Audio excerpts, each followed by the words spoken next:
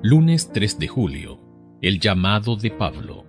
Aunque las epístolas de Pablo generalmente siguen el formato básico de las cartas antiguas, Gálatas contiene varias características únicas que no se encuentran en las otras epístolas de Pablo.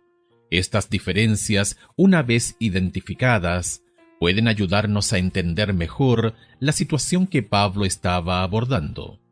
Compara el saludo inicial de Pablo en Gálatas capítulo 1 versos 1 y 2 con los que escribe en Efesios capítulo 1 verso 1, Filipenses capítulo 1 versos 1 y 2, Tesalonicenses capítulo 1 verso 1. ¿En qué aspectos el saludo de Pablo en Gálatas es similar y diferente de los demás? Gálatas capítulo 1 versos 1 y 2.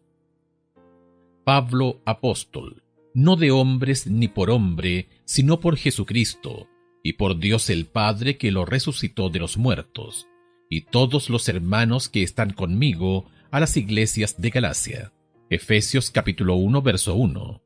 Pablo, apóstol de Jesucristo por la voluntad de Dios, a los santos y fieles en Cristo Jesús que están en Éfeso. Filipenses capítulo 1 verso 1. Pablo y Timoteo, siervos de Jesucristo, a todos los santos en Cristo Jesús que están en Filipos con los obispos y diáconos. Segunda de Tesalonicenses capítulo 1 verso 1. Pablo, Silvano y Timoteo, a la iglesia de los tesalonicenses en Dios nuestro Padre y en el Señor Jesucristo. El saludo inicial de Pablo en Gálatas no solamente es un poco más largo que los otros, sino también se esfuerza por describir la base de su autoridad apostólica.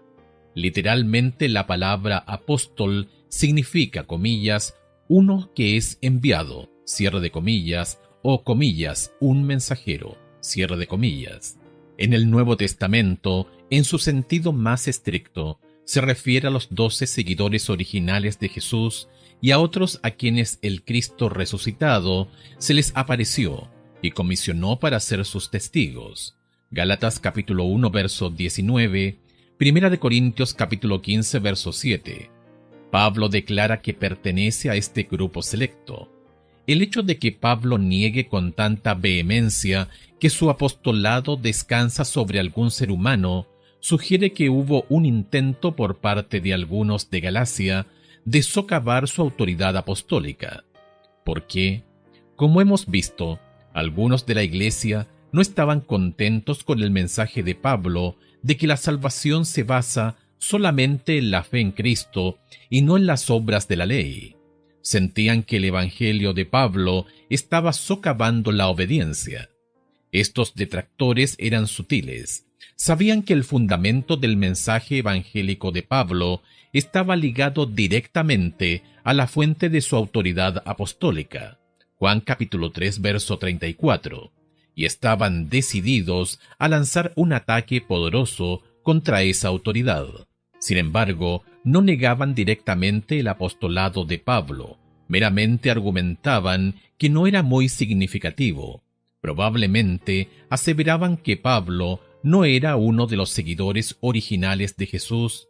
Su autoridad, por lo tanto, no provenía de Dios, sino de los seres humanos, quizá de los líderes de la iglesia de Antioquía, que comisionaron a Pablo y a Bernabé como misioneros. Hechos capítulo 13 versos 1 al 3. O quizá provenía únicamente de Ananías, quien había bautizado a Pablo, por empezar. Hechos capítulo 9 versos 10 al 18. Pablo, según la opinión de ellos, era simplemente un mensajero de Antioquía o Damasco, nada más.